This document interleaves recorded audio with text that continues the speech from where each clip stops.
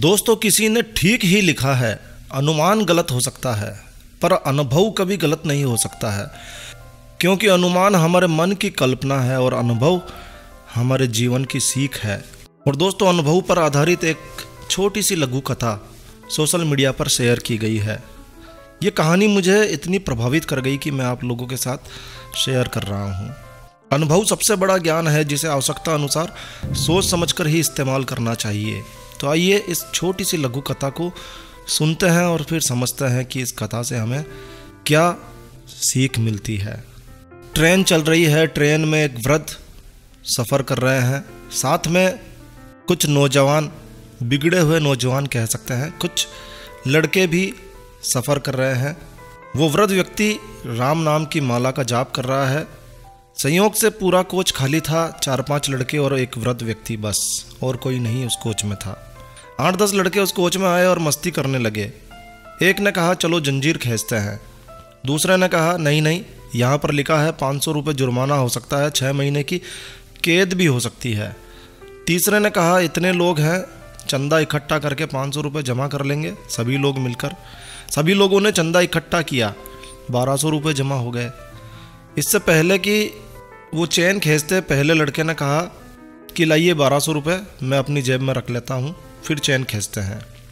तीसरे लड़के ने कहा कि नहीं नहीं, पैसे तुम रखो, लेकिन चैन खींचने के बाद में हम इस बुढ़े पर इल्ज़ाम लगा देंगे, कह देंगे कि इस बुढ़े ने चैन खींची है।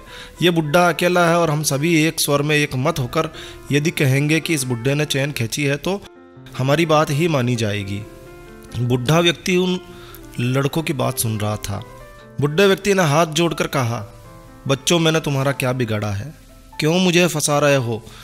लेकिन उन लड़कों ने उस पर दया नहीं की, जंजीर खींच ली गई। थोड़ी देर बाद टीटी आया, टीटी के साथ में 2 सिपाही भी आए। लड़कों ने एक स्वर में कहा इस बुढ़े ने जंजीर खींची है। उस बुढ़े की ओर इशारा करते हुए सभी लड़कों ने कहा इस बुढ़े ने ही जंजीर खींची है। टीटी बुढ़े पर भड़क पड़ा, शर्म नहीं आती तुम्हें, इस उम्र में ऐसी हरकत करते हो?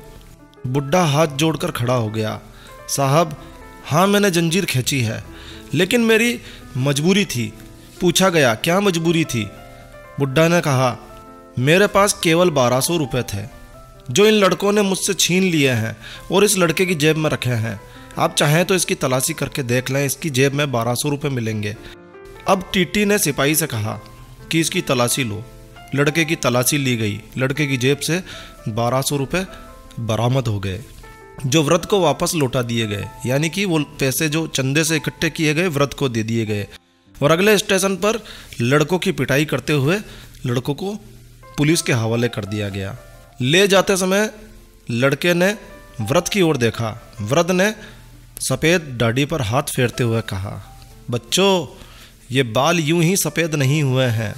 दोस्तों, इस लघु कथा से हमें सीख मिलती है कि हमें हमेशा वरिष्ठ नागरिकों की, बुजुर्गों की कद्र करनी चाहिए, आदर करना चाहिए, उनके साथ उचित व्यवहार करना चाहिए। वो लोग अनुभवी हैं, उनके अनुभव से हमें सीखना चाहिए, ना कि उनके साथ कुछ गलत व्यवहार करना चाहिए। तो दोस्तों, यह कहानी, ये लघु कथा आपको अच्छी लगी हो, यूज़फुल लगी हो, इससे यदि आपको कुछ सीख मिली हो तो कृपया लाइक के बटन पर ज़रूर क्लिक कीजिए। और यदि आपने हमारा ये चैनल सब्सक्राइब नहीं किया हुआ है तो कृपया चैनल सब्सक्राइब कर लीजिए, क्योंकि इस चैनल पर हम लेकर आते हैं आपके लिए तरह तरह की धार्मिक जानकारियाँ, होम रेमेडीज, होम टिप्स और टेक्निकल नॉलेज। तो सब्सक्राइब करने पर आपको हमारे नए वीडियोस की अपलोड्स लगातार निरंतर मिलती रहेगी, तो कृपया चैनल सब्सक्राइब कर लीजिए। और हाँ दोस्तों, सब्सक्राइब करने के तुरंत बाद घंटी के बटन पर भी अवश्य क्लिक कीजिए। तो एक नया वीडियो, एक नई जानकारी लेकर मैं आपका दोस्त नरेंद्र अग्रवाल फिर मिलूंगा। तब तक के लिए stay healthy, stay happy. Thank you for watching my video. Thanks. जय श्री राम, जय हनुमान।